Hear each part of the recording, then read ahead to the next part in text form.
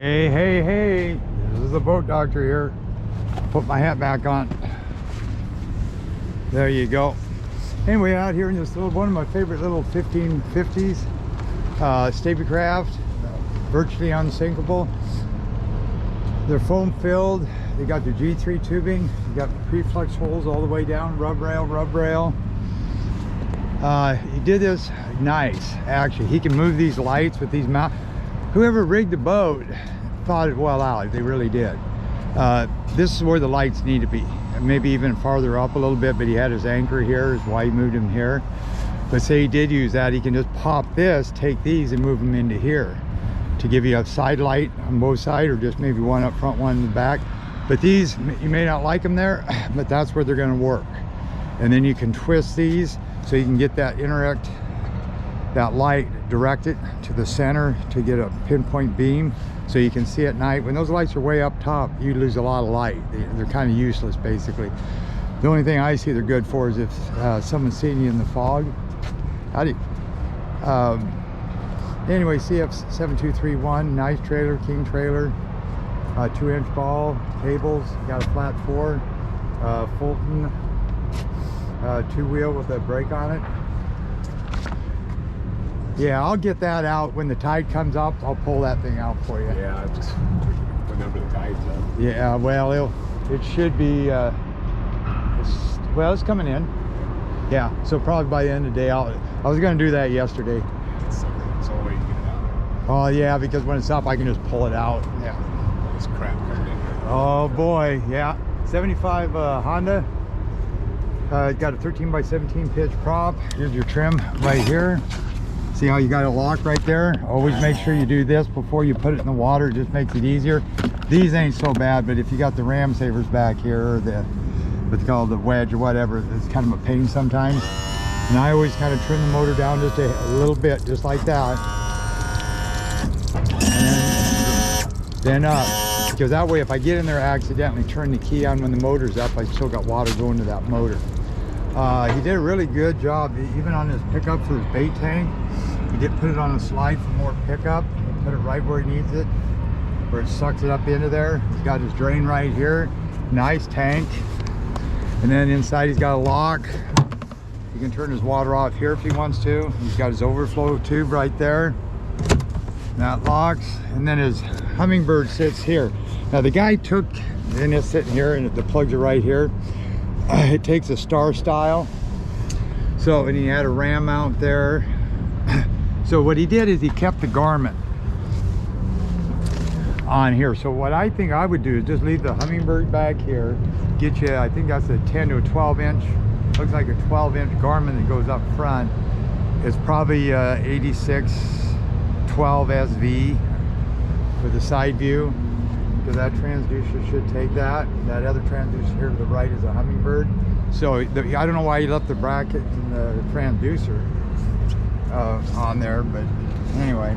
And right there's where a shield should have mounted on that. We'll see if there's any water spray coming up on here. They're nice little boats. I remember taking one of these out. Oh, there was 4 or 5 of us in here out in the ocean. They were, yeah, maybe 10 plus. I'll go 10 on the light side. And stable as hell. Those people were freaking for a while. It was a while, and they bought like 5 boats after that, maybe more.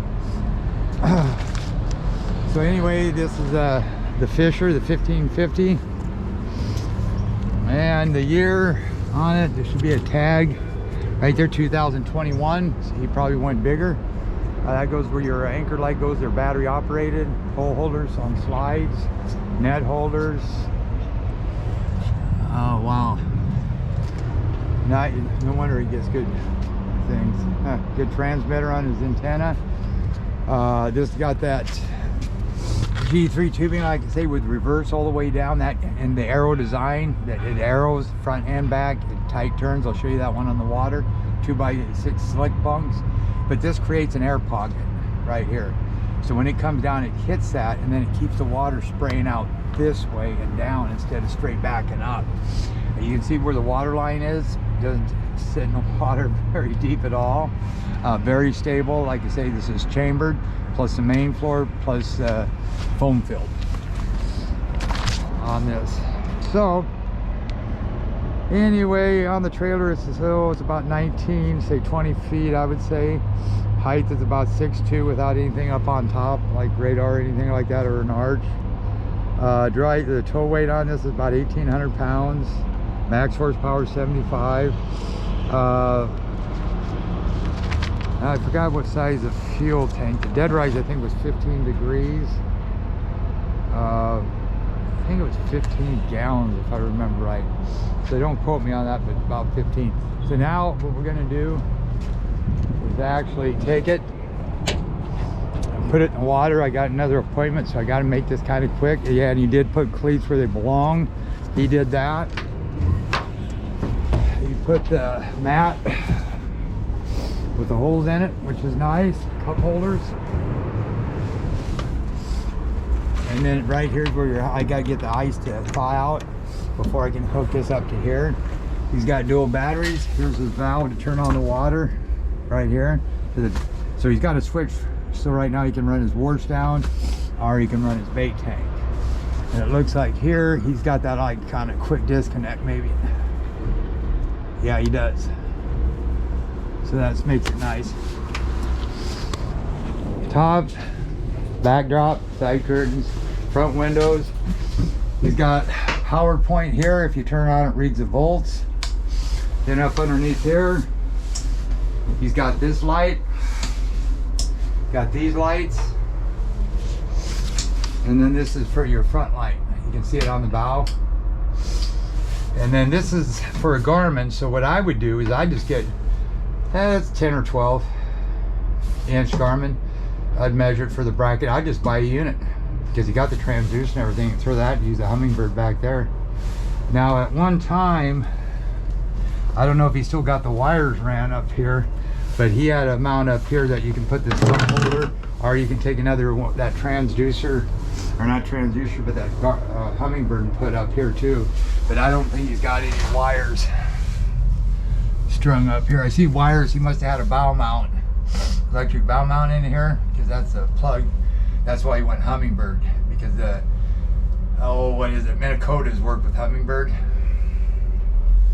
Okay, so other than that, everything looks good. You got control box, you got your flip up seat, you got your ice chest, flip seat here, grab handles, window that pops up. Always make sure these are zipped up before you pop that window up so you don't unsnap this.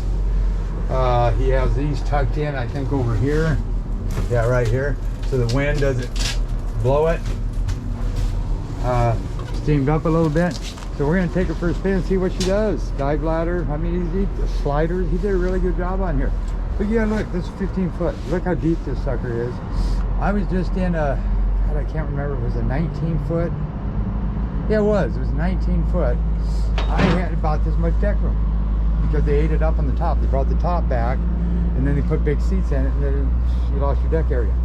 So for 15, this is amazing. You can put 4 people and still have a couple people out back. Take the backdrop off, fish right off the back over here. So it makes a nice boat. Okay, 1550, 2021, Stabi Craft, beautiful day. Hope knocked her out.